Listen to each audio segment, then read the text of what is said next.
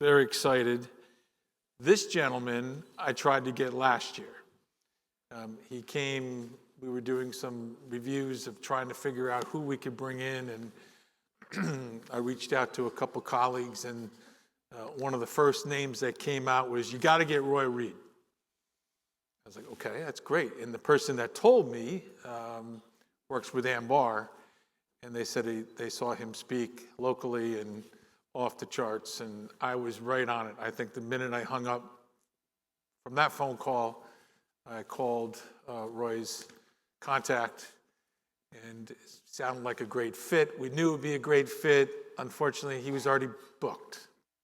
So another year later, first phone call, and glad to hear that he was available this year. And Roy, we spent a good 30 minutes on the phone having a great call, which I found out all kinds of cool things, and he's going to tell you, but I will say it, UCF grad here locally, and son works here with Encore, so knows the Rosen family here, and I think has a relationship with someone who works over at Rosen Plaza, so kind of all in the family here at Rosen. But now that I said that, I'm just going to read you Roy's bio. And Roy has a large bio, and he told me again, feel free to condense down, but again, unbelievable history here, but I'm just going to read.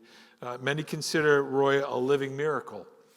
After he survived an acute aortic dissection in 2019, a life-changing experience that ignited his passion for helping others. As a coach, author, and leading authority on trust, Roy specializes in transforming cultures into environments where teams thrive and individuals excel. He's the co-author of The Trust Transformation and has worked with Fortune 500 companies, healthcare organizations, entrepreneurs, professional service firms, and public agencies. Some of the leading brands include Advent Health, University of Central Florida, Walmart, CSX Transportation, Stockworth, Tavistock Group, Lake Nona, and Duke Energy. Please join me in welcoming Roy Reid as he shares his powerful insights on the transformational power of trust.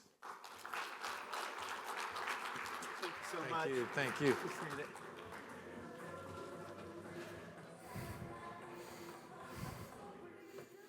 All right, first test is to get the water thing right. Hey, I'm so excited to be here. As Todd said, we really tried to work something out last year, and schedules didn't happen, and so here we are. So thank you for having me. Thank you for allowing me to share this message with your team today. And as he said, Rosen's part of our family. My son, Roy, yep, same name. I'm actually Roy 2.0. He's Roy 3.0. So my dad will always tell you he's the original Roy Reid. So my family moved here in 1967. So this is home. And I love the hometown brand and what Rosen represents to this community. And I'll take just one moment of personal reflection of Mr. Rosen. 25 years ago, I was a partner in a PR firm that had won the contract to help open Phase 5 of the convention center. For us, it was a big win. For me, it was a huge opportunity to really stake out who I was going to be for the next few years. And one of the tasks was to launch what we now call the Client Advisory Board through the Convention Center and the Visitors Bureau. And they said, you've got to go out and meet with all the key stakeholders and get their input and make sure that they buy into the things that we're doing. And my very first meeting was with Mr. Rosen at his office over at the Days Inn. And could not have been more generous with his time, his insights, and really helped shape what continues on today as one of the main ways that the community gets feedback from the citywide meeting planners and the big event coordinators. So I really owe him a lot in those early days to help me really get that right foot onto the end of what we had to do. So I'm very grateful for that. So we're going to talk about trust today. And this is what I most enjoy doing. And I want to start with a story. So in 1967, North America suffered what at the time was the largest earthquake ever in North America. At 9.2 in the Richter scale in Alaska, it shook violently for 4 minutes. It was Easter weekend, Good Friday. So people were out for dinner. It was about 5:30, and it just wrecked the place. So when you look at some of the pictures that occurred from the event, you see the terrible damage that it took. But again, this was 4 minutes of time. One of the most interesting things, too, is that during the actual event itself, only 4 or 5 people died during the earthquake, but 130 lives were lost. And those lives were lost due mostly to the tsunamis that took place in the days and the weeks that followed. And so I look at a story like this, and one of the most fascinating aspects of it was when they went to rebuild Alaska, the planners discovered that the state had shifted 50 feet. So if you wanted to build where you were before, you couldn't because it wasn't there anymore. And so why talk about an earthquake and land shifting and things like that when we talk about trust? Because the point it makes to me when we think about people is all of us go through traumatic events. All of us go through things that shift our reality and completely change the landscape of what we've been through. When you think about the last 5 years that we went through and the changes that occurred in the pandemic and other things, the toll that it takes on relationships and trust is pretty immense. So what we have to take into consideration is what people have been through in their lives. What traumatic events have they been through that have shaped who they are and why they respond and act the way they do? And so I want to put a more personal spin on this story and talk about something that happened to me 2,106 days ago. But who's counting? On that day, my wife Kim and I had a typical Friday night in the Reid house. We went out to dinner at one of our favorite restaurants. We then went to Home Depot to get all the supplies for all of the honeydews that I had to do the next day. We went home, watched a movie. She went to bed. I decided I'd stay up and watch a second movie and fell asleep on the couch. At about 2 a.m, I wake up with the worst chest pain I'd ever had in my life. It was as if somebody had punched a hole in my chest and was squeezing the life out of it. I ran in the bedroom. I woke Kim up. I said, "You got to get me to the emergency room. I think I'm having a heart attack." We jump in the car, and she's driving, and on the way, I have a stroke. So now I'm completely non-responsive. When we pull up to the emergency room, the nurses have to drag me out of the car, put me up on a bed, and I don't know how he figures it out, but one of them determines that I have no feeling in my arms and legs, so it's not a heart attack. As Todd said earlier, it's an acute aortic dissection, and if you've never heard that term before, neither had I. In layman's term, my heart was splitting open, and in my case, it was splitting open from the carotid artery all the way down to the root. And so the surgeons worked on me for 6 hours. They essentially replaced the entire upper arch of the aorta. I was in a coma for a week, and you saw the words on the previous slide. Most people thought that even if I survived, there was no prognosis for a positive outcome, that the loss of oxygen and everything that occurred caused so much damage, there'd be some lasting impact to what happened.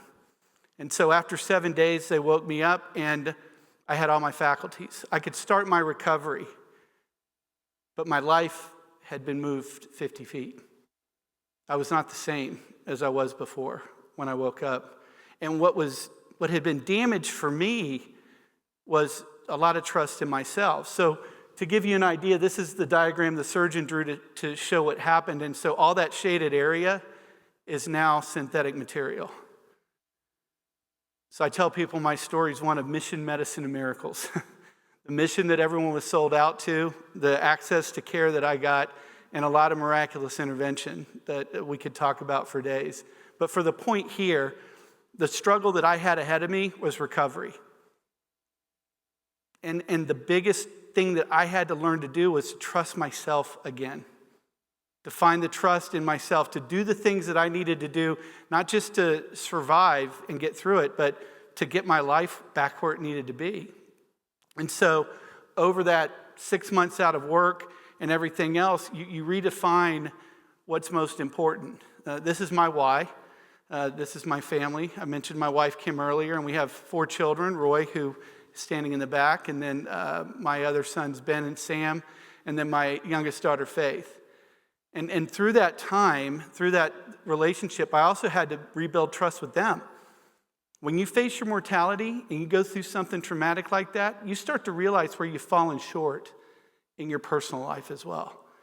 And so that reflection that I had gave me the impetus and the opportunity to rebuild life, to rebuild relationships, and to do so at a much higher level. And one of the interesting aspects of this is I developed this program years before. And so here I was now with facing an opportunity where I had to take my own medicine and really dive into this fact of how do you build sustainable, lasting trust in all of your relationships. And so I started that journey, and one of the things that I'd share with you is, I said earlier, this is my story. My best friend from college showed up one day and had a t-shirt made with the heart diagram on it and those 3 words that I used earlier. And I've set my life about living up to that now, this whole second opportunity I have.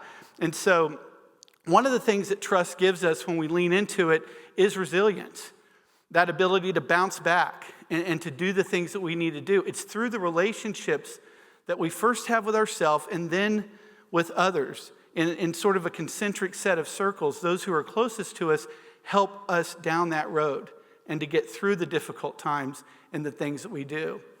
And so about a year and a half later, I was able to participate in my first half marathon. And I try to do 2 or 3 of these a year now. I don't run. I don't have the knees for it. That's a whole separate story of issues. But my wife and I participate regularly in the 5Ks and everything else. And I find myself on a new journey of trying to get back into shape that I had been in before. I had shoulder replacement surgery last year, which took me out for quite a few weeks. So we can talk about that later too. But this was a turning point for me in my journey back to really understand that I could trust myself to do the things that I needed to live the life that I need to live in a surgery, post-surgery world that I had. And so we're often faced with crisis, difficulties, things that come along. And what's interesting about the word crisis, when it's translated into Chinese, it's 2 characters. One, time of danger, the other, time of opportunity. And so when we face difficulties, we should look at it through the lens of this to say, hey, this is an opportunity to move the needle, to take the organization or to take the relationship to the place that it needs to be. And so there's a lot of research right now that indicates that trust is in a bad place. There's an annual report that the international public relations firm Edelman does called the Trust Barometer. This is the study that came out in 2022, and I use this study for a very specific reason that I'll share in a minute, but this is where you start to see a significant downturn in the trust that we have in institutions. And so again, as we've gone through all that we've gone through in the last 5 years, I would venture to say that there are very few of us that would say that we trust government more or that we trust business more. And actually now we're starting to see people in a place where they can earn that trust back in the things that they do. And so the takeaway from the Edelman Trust Barometer in 2022 was this, that distrust has become the default human emotion. So we can think about that for a minute. That means when you meet someone for the first time, you're already behind. If this is the default human emotion, then we're working against that belief of distrust. And so it's so much more incumbent upon us to be the catalyst, to be the one that leans into trust and strives to build trust in all of our relationships. And so this is where the program has had its start and where it is today. And so when we think about defining what trust is, this is Webster's dictionary definition, the assured reliance on the character, ability, strength, or truth of someone or something. Which makes sense, right? That's pretty standard. One more story to lean into is maybe a practical way to start thinking about how we influence the trust that we have. So as I mentioned before, My wife and I are blessed to have four kids, and the youngest is my daughter, Faith. Faith is 22 years old today and attending the University of Central Florida. But this is the very best picture that captures the personality of my daughter, Faith. Yeah, y'all knew it right off the bat. I was in trouble right out of the gates as a father. I came home one Friday night, and my daughter had turned the dining room into a bracelet factory. And if you know what I'm talking about, because I see the heads nodding, it's an OSHA violation. You know, aside from Legos, those little beads are about the most dangerous things that can be strewn across the floor as you walk in bare feet. But she was so excited. So she ran to the door and she met me there and she handed me a bracelet and she said, "Daddy, I made this for you. Will you wear it?" And so there's only one answer to give, which is absolutely. It was Memorial Day weekend, so we had the church picnic, a trip to the mall, the movies, all kinds of things were going on. And everywhere we went, I became what's technically known as show and tell. Faith would show this bracelet off to anyone that would take and look at it and then tell them everything about it, why she chose the beads, my name was embedded in it, all these wonderful things. It was a great weekend. I get up on Tuesday morning, and I don't know if you remember this or not, we used to have to wear these things called suit and ties to work. Crazy, right? Ancient history. And I had a certain client that had a dress code. Do you remember what dress code? And it was white shirt, blue suit, tie with not too crazy of a design on it. So I get up in the morning, I put the suit on, I put the bracelet on the dresser, I head out the door. I get home that night. OSHA didn't get the memo. Faith is still building bracelets like crazy in the dining room. And as my wife and I are making dinner, she comes into the kitchen with another bracelet, different beads, and I'm thinking to myself, "Sweetie, I've only got so much arm to give to your cause." She looks at me and says, "Daddy, if you didn't like the other bracelet, will you wear this one?" I still get a little choked up when I tell the story. In her 5-year-old mind, she saw that bracelet on the dresser, and the only thing she could figure out was, I must not like it because I'm not wearing it. So I put the bracelet on, and I wear it every day, and yes, this is it. Now, to be truthful, this is version 3.0. We've had some issues. I wear it every day for 2 reasons. 1, because I told her I would. And 2, it reminds me that every little thing that I say or do is either contributing to or taking away from the trust that people have in me. If you take nothing else away from the talk today, let's start there. So with that definition and this illustration in mind, what I hope to do is to help you redefine trust at a much more granular level, at a place where you can take action on much more specific things that you see when you're out there. The other lesson from the bracelet story is that humility is really a key that unlocks trust. When we're able to take a step back and recognize it's not all about me,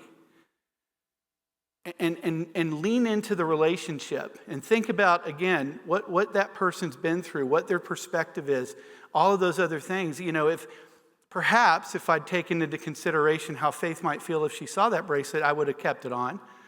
Maybe not. But if you take that step back to ask how you can better engage the person where they are, you have a much greater likelihood of building the trust with them.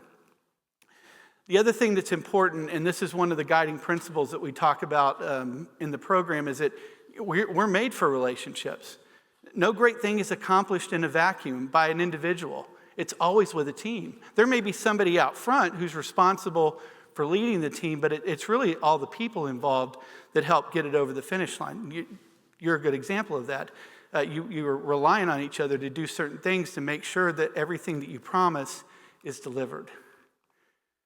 And when we improve our relationships, we always improve the results.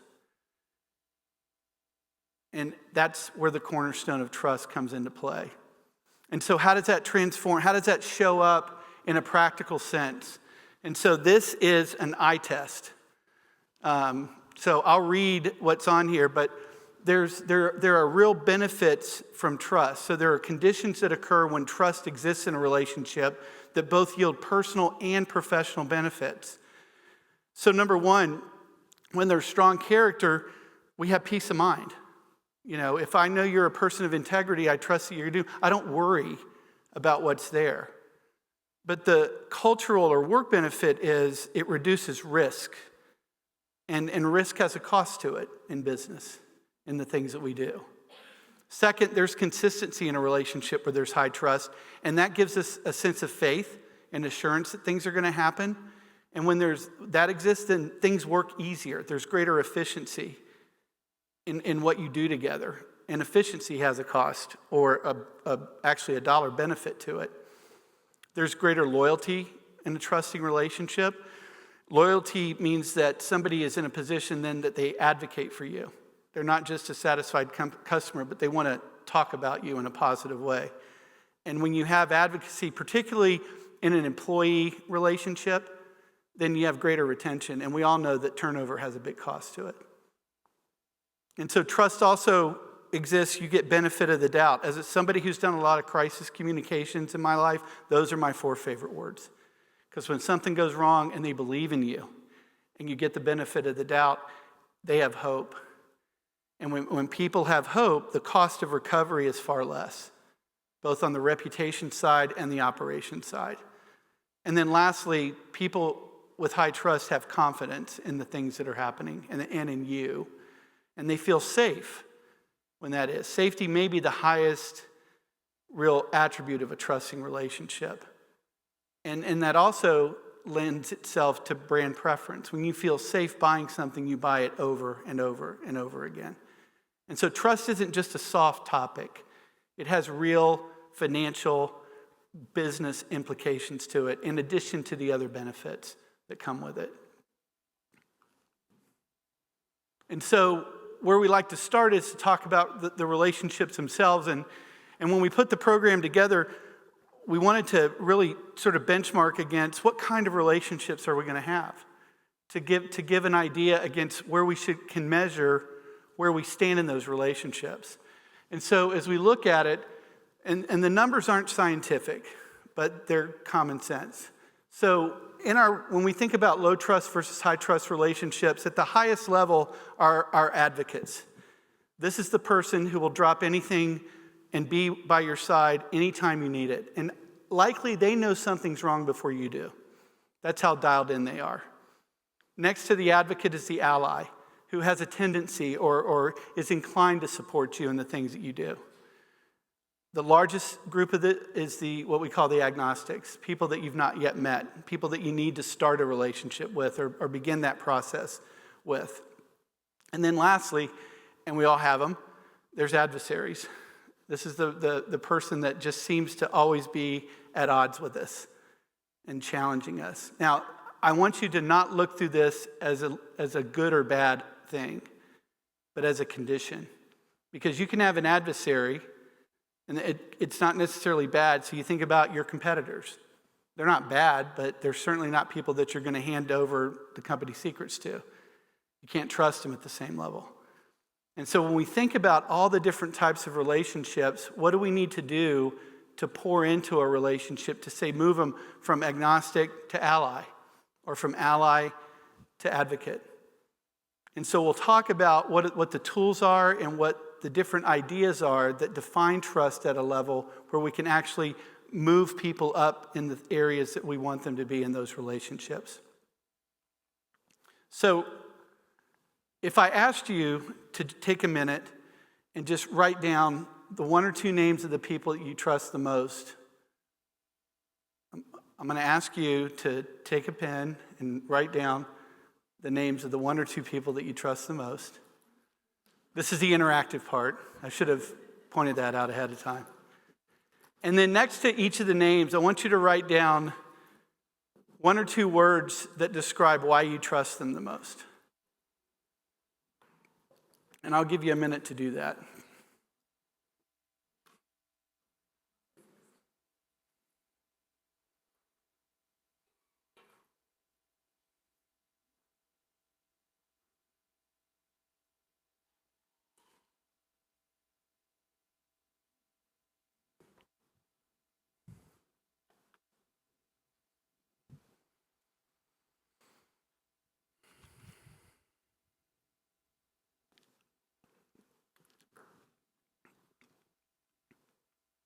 All right.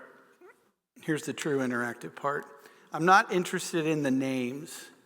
I'm more interested in the attributes. So what were some of the words that you wrote down to describe why you trust somebody so much? And you can just start yelling them out. Love, awesome. Say that again. Supportive, good. Journey, okay, I like that one.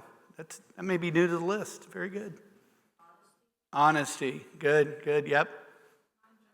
Non-judgmental, very good. What else? Worthy? What else? Consistent, and then I heard another one over here. Steadfast, great words. Let's get a few more. Respect, excellent. Two more.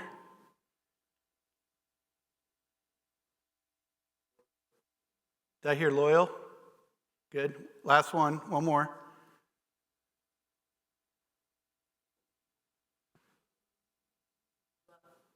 Okay, we'll stay with that.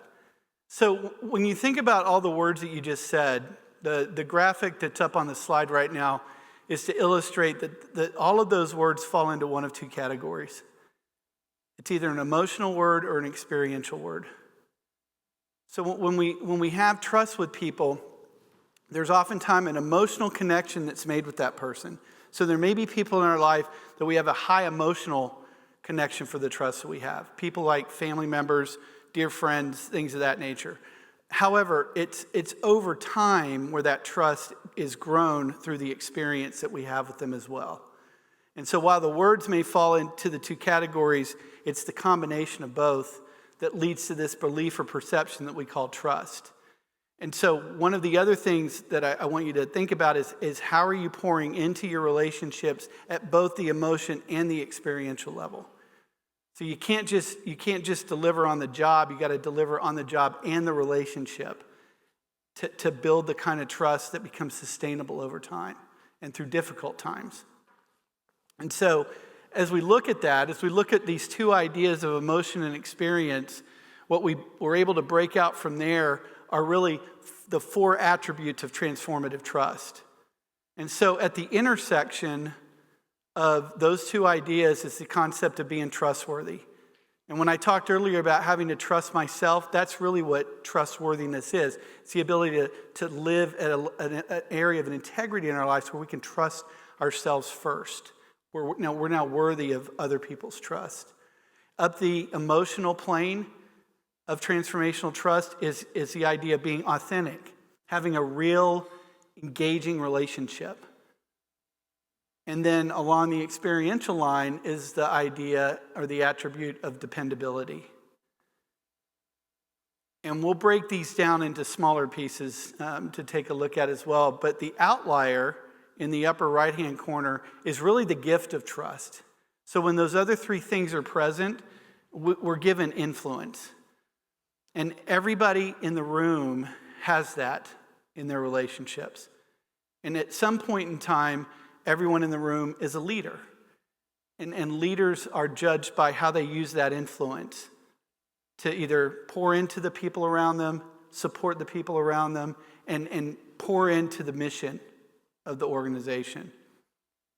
So when we look at these at a much more detailed level, the second guiding principle that I want you to understand is that we build trust from the inside out. And as we talk about that, it begins with yourself. We talked earlier about that idea of humility, that ability to step back and work on me to make sure that I'm living a life worthy of trust, that I'm living with high integrity and consistency. And then you build it with that each person. So then there's the we level of the relationship. And then ultimately over time, it's us, this whole room, or whatever the organization is. But you got to start with yourself first. And so when we think about that, this attribute of trustworthiness is that inner commitment that you make on a day-to-day basis that then shows up in your outward actions that then becomes trustworthiness. And what does that inner commitment look like? What are the specific things that we need to work on to build trustworthiness? There's 8 characteristics that we identified that are consistent with people that are trustworthy. And it begins with integrity. We have to live a life of integrity. We have to be consistent day in and day out and do the right thing when no one's looking, as much as doing the right thing when everyone's looking. I mean, we're always on display, and that consistency is noticed, or the inconsistency is noticed when we do. The next of the attributes is attitude, and while these may sound like diametrically opposed ideas, I would tell you that based on the emotion side of trust, attitude is the first thing that walks in the room. And it's that first impression you make. It's the way the words come out of your mouth, the way you're looking at somebody. It all impacts how that initial trust is going to be. Number 3 is focus. Are you focused on the right thing right now? Are you taking care of my most important issue? People want to know that you have that concern in mind. Number 4 is initiative. Do you wait for somebody else to do it, or do you take the initiative to fix the problem? Number 5 is insight. People want to know and come to you for the things that you are there to support. And so you want to build your knowledge. You want to build your insight into the things that you're responsible for. 6 is perseverance. We don't cut and run when things get difficult. 7 is excellence. We do our best work first. And people that are trustworthy have a vision for something bigger than themselves. And so when all of these things are at play, we have a high level of trustworthiness in ourselves, and people around us are much more willing to take the risk of putting their trust in us. Second attribute is authenticity. Real, meaningful relationships. And again, this is at the individual level. And one thing I want to point out here is this is as much something I hope that you're able to apply at home, in your family, with your friends. Because if we're not good there, we can't be good here. It has to be consistent in what we do. So we want to pour into the relationships that we have both at home and at work. And so when we talk about authenticity, we're talking about taking responsibility for the relationship. Now, we can't make anyone behave or do anything. They have to make that decision. But we can take responsibility for what we pour into that relationship and be intentional about engaging in the relationships and doing the work that builds that relationship up. And so when we want to build an authentic relationship, we look at it like a recipe, that there's 6 consistent ingredients that exist in an authentic relationship. And the first is clarity. Having clarity about what the relationship is about. What are the boundaries in that relationship? What does that look like? And where are we showing up consistently in that relationship? Second is presence. You know, over the course of the pandemic, we lost a lot of personal contact, and we've slowly come back over the years, and now more and more things that we're doing are in person, so we're building that presence back. But to be there for somebody in that time of need, to be there for people when they need that consistently is a critical aspect for creating that authentic relationship. Respect. Somebody said respect earlier. When we have high respect in a relationship, we can have arguments, we can fight over things, and everybody walks out with their dignity. It doesn't get personal. We know how to solve problems, and we can deal with those things consistently. So we have to give that respect consistently. And then candor. I'm going to talk a little bit more about this one in a minute, but we have to be able to speak truth to each other. Number 5 is forgiveness. And I don't mean this from the spiritual standpoint of forgiveness. I mean, something happens, learn the lesson, let it go, and keep moving forward. Do not let something hold you back. Do not let those rocks sit in that backpack and hold you back from doing the things that you need to do. And then lastly, authentic relationships are transparent. Everything that I say is what I do on a consistent level. Now, I mentioned before I wanted to talk about candor a little bit more. This is a tool that I was exposed to when I was in college called the Johari window. And it's really how we see ourselves and how others see us. And so as we look up on the grid, you see up there in the upper left side, it says what's known to self and what's known to others. And they call that the arena or the public self. So if you Google me, that would be my public self, right? And then what's known to self but not known to others is the facade. It's the things that we hold back, that we may not share, and that we may not want to share. In the upper right-hand side, what's not known to self but known to others is the blind spot. And this is where I want to park. Everybody has a blind spot. There are things that you do every day that you're just not aware of, that are habits, tics, whatever you want to call it, and everybody else sees them. And some of them are harmless. Some of them are just part of your personality. And some of them can be deadly as it comes to relationships. And I had an opportunity to have a blind spot called out that I want to share with you. I mentioned earlier that at one point I worked for a public relations firm, and I had been invited to sit on a local bank board. And so I was extremely happy and excited about this appointment. And so I show up to my first board meeting, and it coincided with getting my first BlackBerry. Y'all remember the BlackBerry? For consultants, this was like an incredible gift because you could multitask to help get things done for people much quicker than you ever could before. It was crazy. And so I'm at the bank board meeting, and I have a client that's going through a crisis. And so they send me an email. And so it buzzes, and I pick it up, and I look at it, and I'm thinking, I can solve her problem right here. And done, problem solved. But we all know how email works. That first email lends to 3 or 4 other questions, and so boom, another email comes back. I'm like, I can fix this one.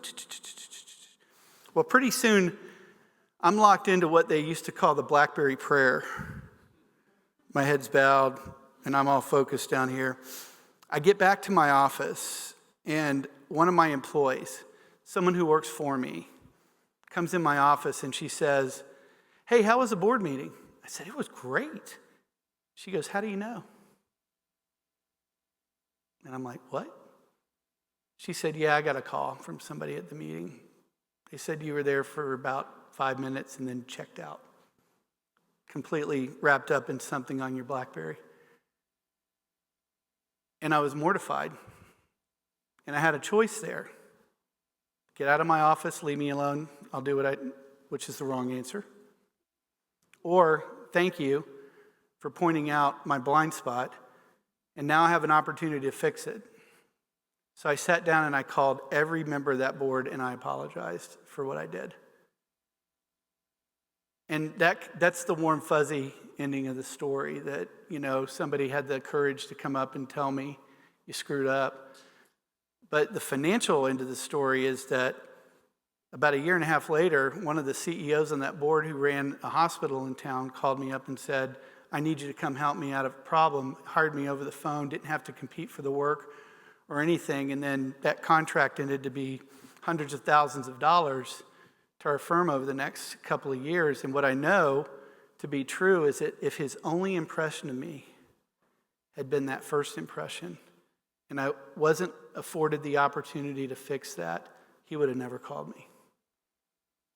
She saved me because she was able to exercise candor in my life. And I would encourage you to find the people to put around you who will speak the truth to you, even if you don't want to hear it. And particularly at times where it may be hard for you to hear it. And so those ingredients make up an authentic relationship. The second attribute of transformational trust. The third attribute is dependability. Being consistent and reliable in the things that we do. This is where the guiding principle is that we keep our promises and communicate consistently. And so there's 2 ideas here. Why? Because even the best of us are going to fail.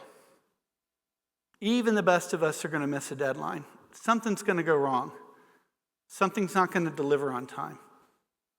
If we communicate consistently, we're better able to manage the expectations of the other person, to keep the things in mind that are important to them, to keep them engaged. And when we do drop the ball, when we do fail, when something goes wrong, they'll still trust us because we kept them in the loop the whole time. And so we want to make sure that we do both of these things consistently. The other things that make up dependability also contribute to our own reputation, which is our personal brand. We all have a personal brand. It's what people say about you when you leave the room. And you want to make sure that you're guarding that personal brand with the two things that we talked about before, but also in the way that you consistently deliver the things that you promise. And so what are things that allow us to stay in that high level of dependability? Number one, that we are engaged, not just in the work, not just in the task, but we're engaged with that person. That when we sit down and talk to them, we're with them right there. We're fully engaged with them. We're not looking at the phone. We're not thinking about something else. We're not drifting away. We're fully engaged. And then throughout that process, we're engaged with them. We want to preserve and we want to grow and we want to strengthen the relationship through the work. The second is that we deliver a consistent, reliable performance. That we stay on top of the details for people. And that we are always the person that they think of when they think about delivering on time or early. And that we give. We have to have an attitude of giving, of generosity, of abundance in the things that we do with people. We have to think about them in what we do. And you all are in sales, so you know this on a regular basis. Sometimes it can be hard to fulfill that promise, but you want to be giving in the things that you do and seen that way. And then lastly, we want to evaluate the engagements that we have.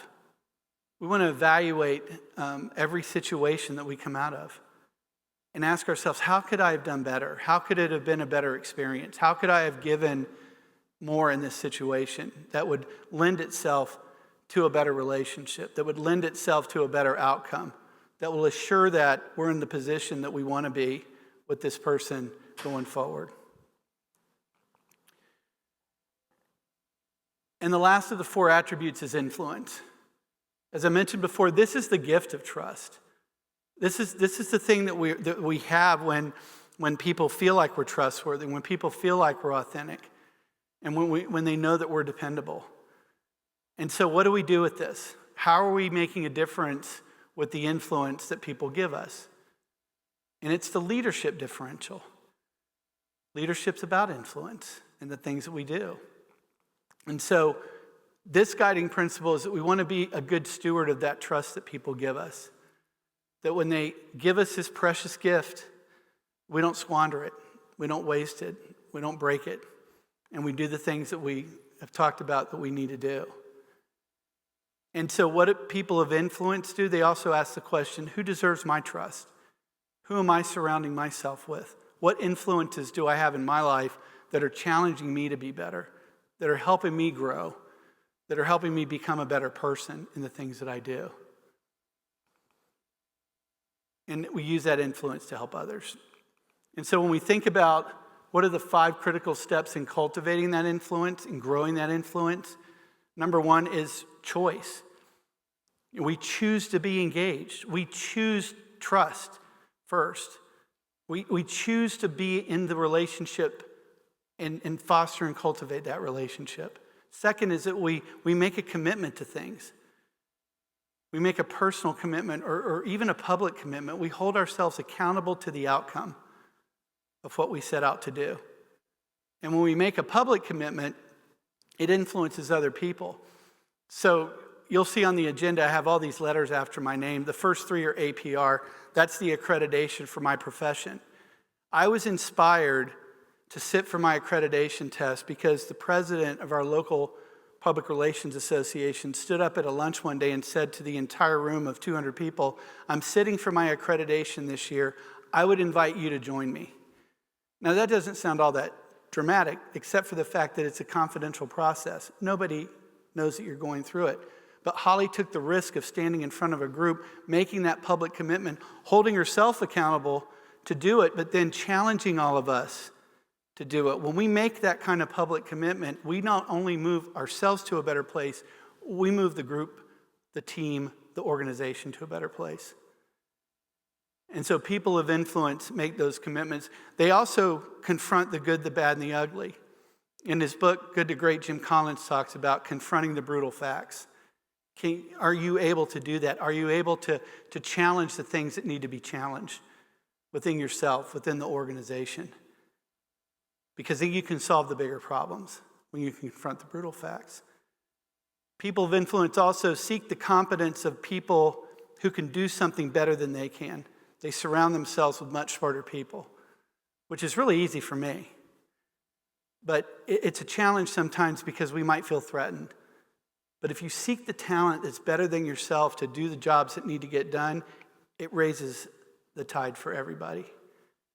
And lastly, people of influence, they have the courage to start and the courage to finish, to take it through to the end where it needs to be.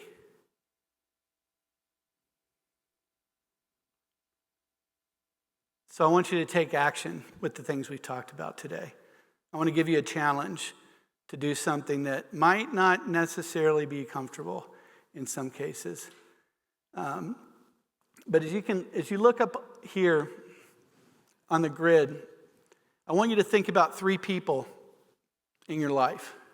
I want you to think about somebody who falls into that category of ally or advocate, somebody that you have high trust with. And with that person, I want you to think, how can I improve that relationship? How can I improve a good relationship? That's not a big challenge. Those are people we enjoy hanging out with and doing things with. And then the second person is maybe somebody that's new in your life, new on the team, new in your community, new at your church, at the organization you volunteer for. And you're going to reach out to that person who's an agnostic today and say, how can I work with this person, build a relationship, and get them into that ally or even advocacy area? And then the third person, and this is where it gets a little difficult. Think about an adversary that you might have in your life. And again, these aren't terms to be thought of as good or bad. They're terms to be thought of as a condition. And I'll give you an interesting story. My co-author on the book, The Trust Transformation, which you're going to get copies of, is Dr. Omira Mansfield. And Omira is an incredible doctor, a wonderful mother and wife, and just an amazing co-conspirator on this journey with me. Omira, when I met her, was the director of emergency services at Advent Health Celebration. And she and I first met. I had already developed most of the outline of the program, and so I was recruiting her to be the co-author. And I shared the ideas with her, and I told her this, and it's something that I should share here too. All of this sounds great, it's common sense, but common sense is not common practice. The day-to-day gets in the way. We don't always make these decisions, and so when you can point it out and make it granular and put it in smaller pieces, it's easier to diagnose, it's easier to deal with, it's easier to address problems when they come up. And she smiled and nodded and took it all in. And I said, it'll be in a few weeks, something will happen, and then it'll click. And this will become real. She said, okay, cool.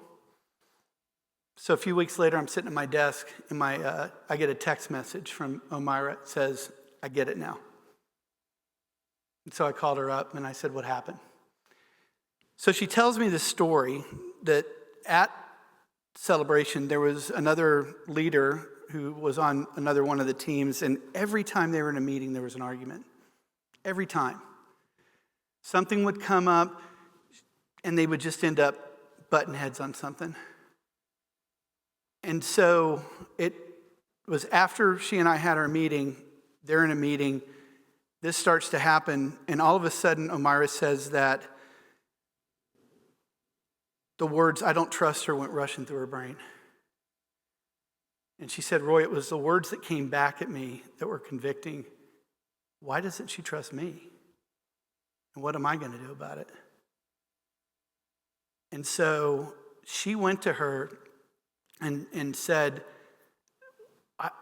I don't know how we get through this, but we got to come to a different place in our relationship. And they sat down and had a conversation. And they started to have a series of conversations. And it opened up that what was ironic is that they were both after the same thing. They both were advocates for caregiver well-being, except that Omira looked at it through the lens of the physician, And this other person looked at it through the lens of a nurse. And if you've been in the healthcare environment, there's just natural, but they were able to get past that. And they started collaborating on things. Today, Omira Mansfield is the Chief Medical Officer at Advent Health Apopka, which is a significantly more senior role than she had back then. And if you ask her, she will tell you that she would have never become a Chief Medical Officer if not for that relationship. That person helped her grow in ways after that to be able to achieve the level of leadership that she needed to achieve to attain that role. And so I challenge you to think about who that person might be, that you need to pour into that relationship, that you need to be more intentional with, that you need to take time and work on your own trustworthiness and the authenticity and the dependability, or just open the conversation up to find what that common ground might be. It's likely there. I know it's there. And so, take that work. You're going to get a copy of our book. So a much deeper dive into the ideas are all in the book. I'm excited about that. When you read it, my contact information there. If something strikes you or hits you or you have a great experience with it, I'd love to hear about it. This is a journey for me and a passion, and I'm grateful to have had the opportunity to spend the afternoon with you. And thank you for everything that you're doing, and thank you again, Todd, for letting me come share this message. I hope it's helpful in everything that you do. Thank you so much.